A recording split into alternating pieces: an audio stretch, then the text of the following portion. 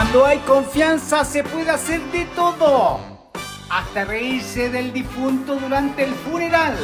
Invitamos a Rodrigo Logan a revisar los chismes de Baradit sobre la Convención Constitucional. Y aprovechamos de analizar cómo viene la segunda patita. Chilenos todos, bienvenidos a Tolerancia Total con Margarita Janke. ¿Cómo están ustedes? Bienvenidos a Tolerancia Total. Ya saben, me acompaña acá el abogado Rodrigo Logan. Abogado, buenas tardes, buenos días. La hora que sea. Buen día. Siempre es atemporal en YouTube. Siempre. Buen día. Siempre digo eso. Lo quiero invitar a que hablemos de algo importante, a pesar de que no lo parece para muchos, que es el libro de Jorge Baradit, ex constituyente, y además el nombre del libro se llama La Constituyente, la historia secreta. El punto es que es importante repasarlo, porque muchos dicen, no, que esta cosa. Es importante repasarlo porque uno aprende las lecciones de los errores que se cometieron, o por lo menos él ventila muchas cosas que sucedieron, y esto permite aprender, o por lo menos tomar razón de cosas que no pueden volver a repetirse en adelante. Ya veremos qué es lo que va a pasar ahora. El punto es que quería con usted más o menos corroborar, analizar, etcétera. Despejemos inmediatamente el incidente piscinazo. El piscinazo, que tanto indignó a Radio Bio Bio porque ellos habían hecho un artículo, investigado, etcétera, y negaron hasta la muerte que eso había sucedido desde los constituyentes. ¿Usted cuándo se enteró del asunto? No, el mismo día. A ver, yo por una opción personal no fui ni a Concepción ni a Antofagasta, ¿ya? Porque no estaba de acuerdo con la cantidad de dinero que se estaban gastando. Creo que teníamos necesidades más imperiosas que atender, y segundo, creo que no era la forma ni el tiempo, ¿ya? Pero asistí de manera telemática junto con otros 30 y tantos, por lo menos en el caso de Concepción.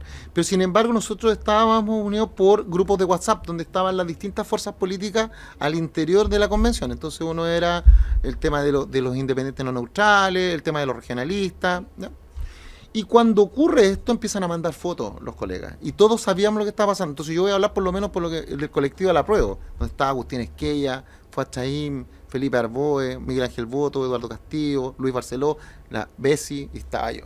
Y nosotros nos reunimos y teniendo la fotografía y además comunicándonos con otros, con Mauricio Daza, comunicando con Elena Césped, con Benito, con Patricia, la Pati Politz. ¿Por qué no lo denunciaron? Porque la gravedad de lo que hace ver Baradit es que aquí hubo un pacto de silencio para que la gente no se enterara y además desmienten a un medio que había investigado. Sí, lo que pasa es que ahí el problema es el problema. Yo ahí no estoy de acuerdo con Jorge, porque uno peca por acción o por omisión.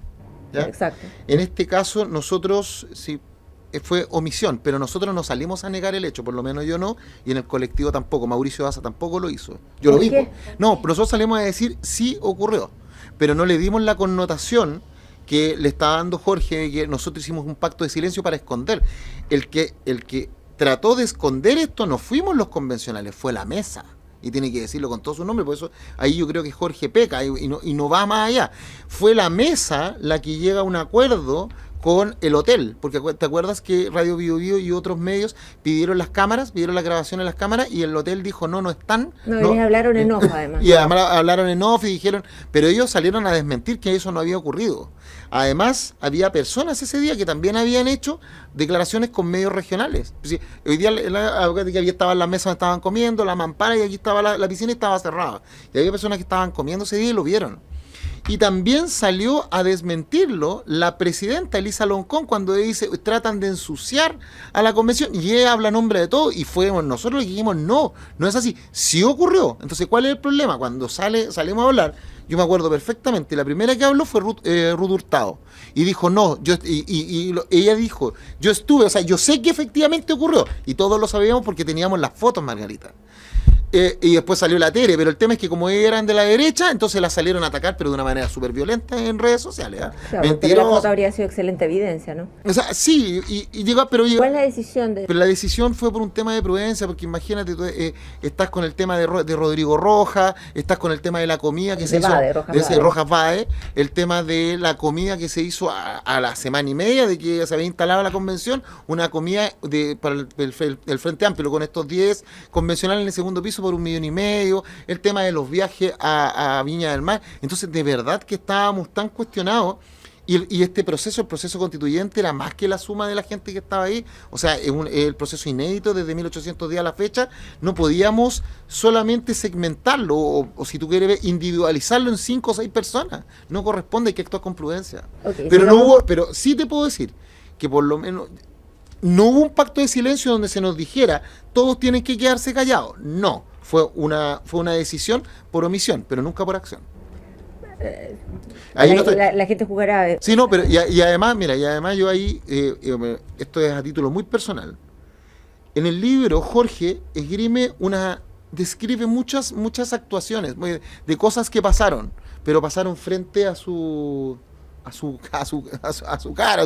O sea, claro, Jorge Baradit, para quienes no han leído, en el fondo, él cita muy bien, cita muy bien los errores, en el fondo, que atentaron contra la convención, pero jamás asume que él es parte de esos errores. Creo que solamente nos alegra que ya es hora de sufran lo mismo, y que él dice, creo que me equivoqué. Creo, o sea, ni siquiera me equivoqué. Claro, pero el resto son errores del resto. Pero cuando tú tienes esas, porque lo que no cuenta es la segunda parte, que todas esas situaciones, esas dinámicas, pasaron frente a su nariz. Él es un cómplice silente y él no lo dijo. Y muchas de esas él pudo haber hecho algo y no lo hizo.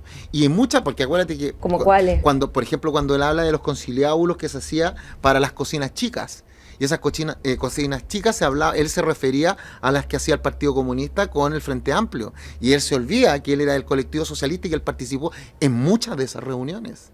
Entonces a mí no me vengan con cuentos. O sea, si la va a contar, cuéntela completa, si no, callado. ¿Qué más no cuenta? No, pues, o sea, lo que más, mira, para acá, todas esas, las decisiones que toma la mesa, por ejemplo, firmar el acuerdo con la ONU del 12 de agosto del 2021. Eso lo sabía Jorge perfectamente, porque acuérdate que la mesa estaba conformada por gente que era mayoritariamente Frente Amplio. Si ellos se reunían, y eso es verdad, o sea, la gente no puede, se reunía a la izquierda Frente Amplista, donde él estaba, y se reunían a tomar decisiones. Y después sin embargo, los presidentes y vicepresidentes siempre fueron lista del pueblo, o sea, claro, lista del pueblo.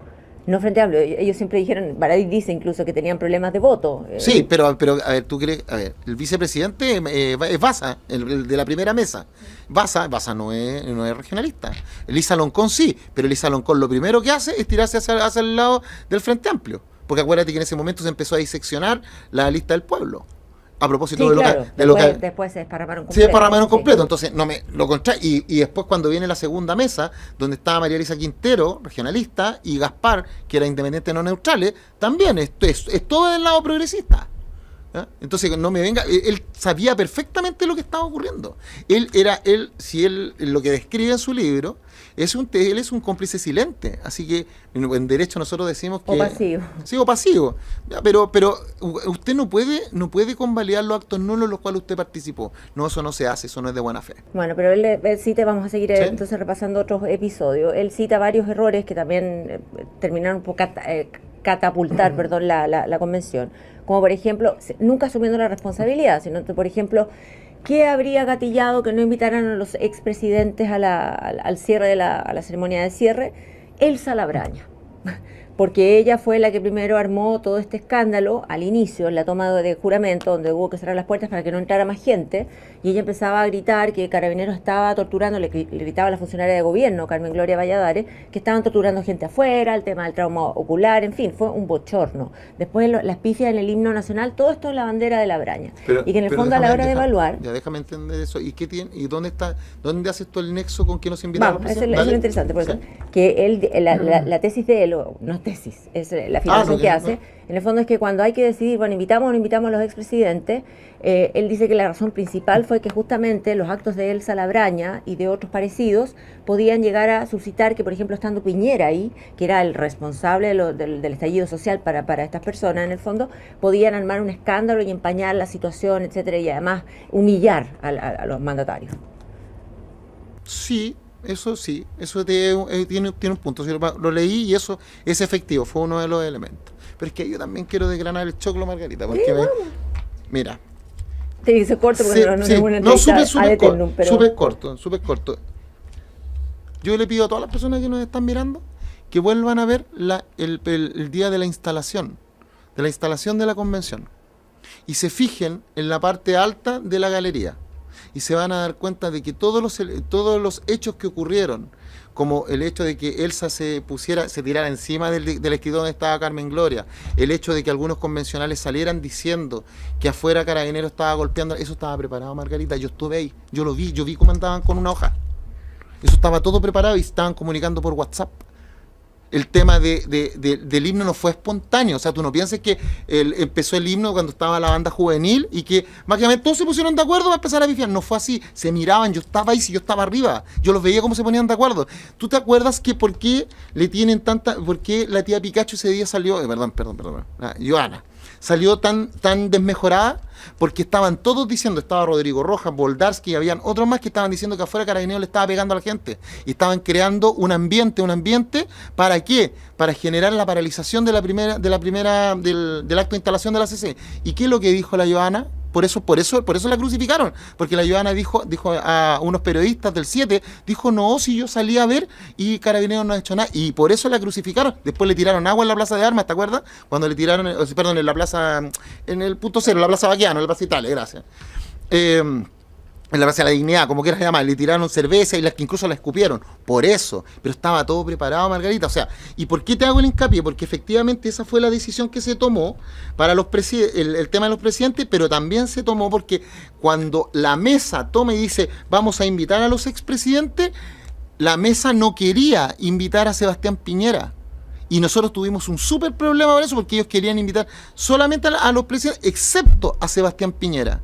Entonces el tema es que los demás convencionales dijimos, no, pues si él también es un expresidente, no podemos hacerle ese desaire. Fue por eso. Tenemos que rápidamente para poder proyectar otro tema también que importa, en el fondo, es cuando él dice que la etapa de normas de presentación, o sea, presentación de normas, a él le empezó a preocupar el asunto porque la primera norma aprobada tenía que ver con que iban a declarar que la atmósfera era un bien natural común, y luego la segunda era el acceso a los senderos ancestrales, como se llama. O sea, decía, ¿cómo puede ser que la gente que está esperando normas importantes de cambio de vida, estas hayan sido las que aparezcan como primeramente presentadas? Entonces, en el fondo, él dice, y uno se pregunta, en el fondo, ¿cómo es que esas se aprueban? Y cómo es que, por ejemplo, quedó descartada, y no quiero que me explique el mecanismo, una iniciativa de norma popular llamada Con mi plata no, que son 100.000, que era la que más votos tenía, digamos, para ser impulsada. ¿Por qué pasaron estas cosas? Porque cuando tú tienes una norma, no porque la norma venga, que se llaman IPN, las iniciativas populares de norma, que tenían que cumplir el requisito de ser firmada por un mínimo de 15.000 personas en 4 regiones distintas.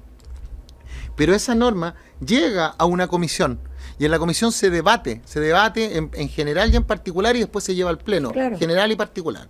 ¿Qué pasa? Que la norma Con mi plata no venía con la idea de mantener parte del sistema del decreto ley 3.500.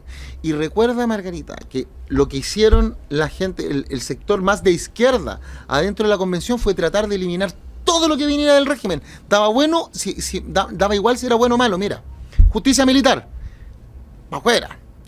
Los juzgados de policía local, afuera, que no se crearon en el régimen militar, pero se establecieron ahí su mayor estatuto. El tema de las juntas de vecinos, que fueron creadas en el año 67 en el gobierno del presidente Frei, pero fueron establecidas su mayor estatuto en el régimen militar. Todo lo que tenía que ver, absolutamente todo lo que tenía que ver con el régimen, ellos lo querían eliminar. Todo, absolutamente. Entonces, ahí estaba el fundamento de cuando ellos dicen, a ver, el decreto ley 3.500, el sistema de pensiones, no. ¿Por qué? Porque es validar la constitución del dictador. Mira, tú sabes... Pero volvamos a y ellos lo sabían. Sí, no, me imagino. No lo sé en realidad, pero estas dos normas que le hablo yo, porque en el fondo él dice que se aprobaron y que en el fondo causaron tal revuelo, porque en el fondo, ¿cómo están en la comisión? Se habían aprobado en la comisión, para ser exacto. Sí, ¿Cómo en la comisión. Claro, ¿cómo se aprueban estas normas? Y que había una estrategia de los constituyentes del rechazo, que era de 2 etapas. Uno, visibilizar las normas, evidente, es decir, mal, no voy a decir mala, pero ¿cómo decirlo? Las normas menores. Sí, no, las normas inadecuadas, ocupemos las palabras del presidente Lago. Después, leo textual, porque es importante que dice, y la otra estrategia era proponer normas que sabían que serían rechazadas sobre temas sensibles para luego visibilizarlas en los medios. ¿Cómo? Sí, no, eso lo hizo la Rocío, sí, es verdad. O sea, yo no sé, te voy a dar un ejemplo, la expropiabilidad de los fondos. Yo colocaba una norma específica que decía se asegura la inexpropiabilidad de los fondos, y la colocaba como una indicación de un articulado, una indicación, o sea, un adendum. y la colocaba con el solo hecho de que fuera rechazada, porque la mayoría de los que rechazaron eso, porque hubieron muchas más, no era que tú la rechazaras porque no creyeras en la inexpropiabilidad. Tú la rechazabas porque no tiene nada que ver con el artículo, es impertinente, es incongruente con el artículo de lo que estás presentando. Y como salía a votar, ¿qué es lo que hacía? La persona que lo presentó dice, ven que a los convencionales no les interesa que usted proteger su platita. Ya, pero por eso digo que enredado. ¿Quién presentaba la norma? Había una intencionalidad de los del rechazo, de los del rechazo, presentar una norma sensible como esa, por ejemplo, para que saliera rechazada después de decir, ¿vieron? Sí, pero y así se hacía, porque además, Margarita, mira, en el caso del apruebo, el apruebo tenía que demostrar que 388 artículos más 57 normas transitorias funcionaban como un todo armónico, un sistema. En cambio, el rechazo la tenía mucho más fácil. El rechazo tenía que mostrar una norma mala y viralizarla. ¿Ya? Pero además, ¿por qué? Porque también seamos justos. ¿Tú sabes por qué se provocó eso? Eso se provocó porque el Partido Comunista hizo algo brillante. Se divide, y eran 7, y se dividen entre, unos ayudaron al Frente Amplio y los otros se fueron a capturar a los escaños reservados. Y uno de ellos me dijo algo muy interesante, me dice, compañero, en democracia no gana el que tiene más votos, sino el que tiene la facultad de vetar. Y me dice, nosotros vamos a crear el tercio de resistencia.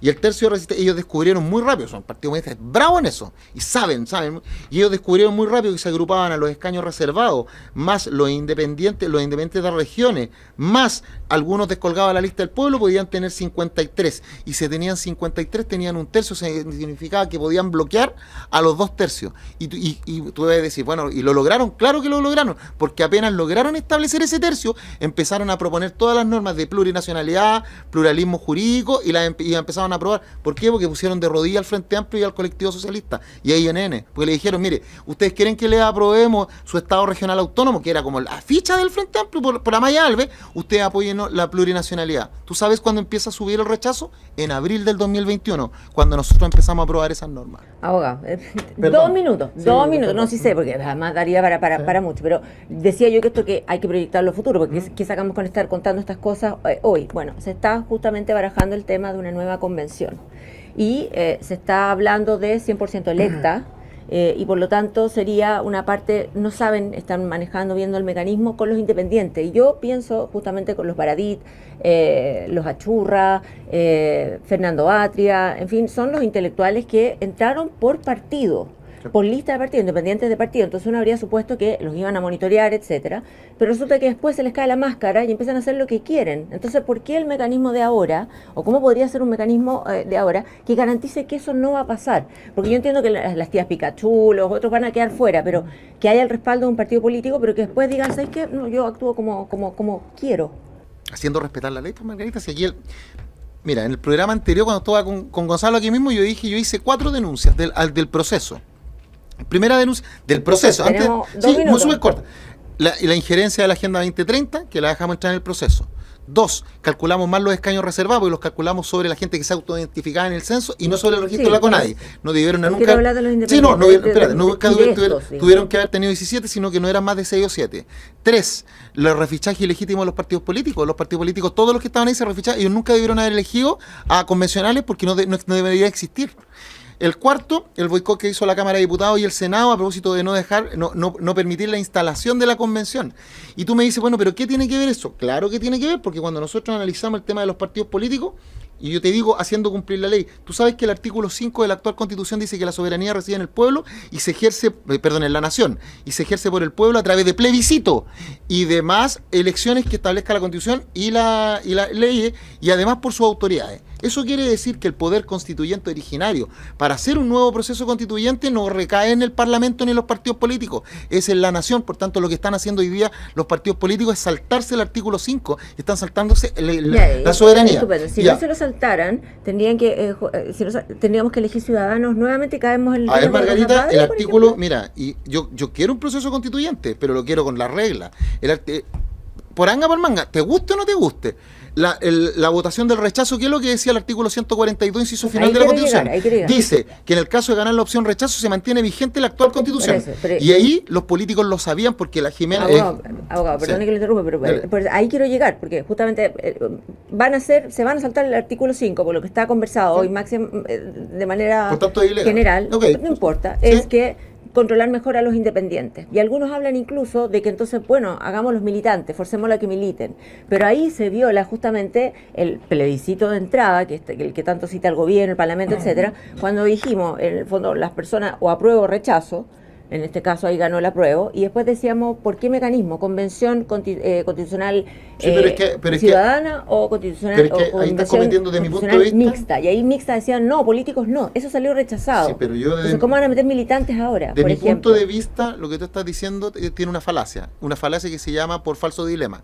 Y no es tuya, sino que es lo que está Sí, haciendo. la situación. ¿Y por qué te digo que es la falacia el falso dilema? Porque en tu diagnóstico y en tu argumento, tú presumes cosas, no tú, el argumento, presume que los dirigentes que presentan los partidos políticos son inteligentes, saben de política, apoyan al bien común y son personas que entienden de estructuras. Porque eso es lo que tú piensas al decir, por eso los partidos políticos, por eso tenemos que fortalecer los partidos políticos. Es lo que le digo, no Ya, pasó con estas no, personas. no, porque los partidos políticos no hacen eso. Los partidos políticos tienen una ley, la 18.603, que en el artículo 2 establece todos los requisitos y todas las funcionalidades que tienen que tener, y no la cumplen. Porque, Margarita, si la hubiesen cumplido, los partidos políticos tienen que levantar los problemas de la ciudadanía y llevarla a la autoridad. Si ellos hubiesen cumplido su pega, el estallido social del 18 de octubre del 2019 no hubiese ocurrido. No, pero te digo, pero no lo cumplieron. No, si ellos no tienen la moralidad. O se les olvida que ellos eran el 4% en el estallido social, de 100 personas, 4 le creían. Ellos no han hecho la pega, y por tanto los partidos políticos hoy día no tienen moral. Primero, para cuestionar a la convención, bajo ni un punto de vista. No tienen, por lo menos desde mi punto de vista, no tienen moral. Y segundo, ellos no se pueden abrogar, porque el artículo 5 dice, ningún grupo de personas puede abrogarse la soberanía, ni siquiera circunstancias extraordinarias. A no ser que cambie la Constitución. Por supuesto. Entonces, ¿qué es lo muy que van a hacer? Hoy día el artículo 18 de la misma Constitución establece la igualdad entre los independientes y los partidos políticos. Entonces, yo digo, si hoy día partimos de la base de que todos los que eligen los partidos políticos son inteligentes, y que es una premisa errada, entonces alguien me dice, bueno, ¿y cómo logramos que entre buena gente a la política? Con el voto programático. El voto programático es decir que cuando usted ingresa a un cargo de elección popular, usted tiene que hacer un programa. Todos nos exigieron un programa. El problema es que ese programa es de papel, Margarita. Pero si hoy día tú por una ley lo hicieras obligatorio, o sea, dijera, mire, lo que usted escribió en ese papel tiene que cumplirlo, hay de Dios que se le tiene, porque los políticos tenemos mala memoria. Si tú haces ese programa, lo haces extensivo para que la ciudadanía pueda decir, no te hablo de abandono de deberes, porque usted prometió que iba a hacer algo y no lo ha hecho, ahí da igual si tú eres de partido político o no, porque ahí ya tienes. Nos tenemos que ir. Sí, lo sé, pero está muy interesante. Muy Lo que pasa interesante. es que vamos a tener que ver qué pasa. Así que más adelante, por supuesto, que podemos invitarlo para interpretar lo que finalmente determine el Congreso. Sí. Ok, muchas gracias. Muchas gracias, muy bien. honrado. Y a ustedes también. Hasta luego. Que estén bien. Chao. Bendiciones a usted y a tu familia.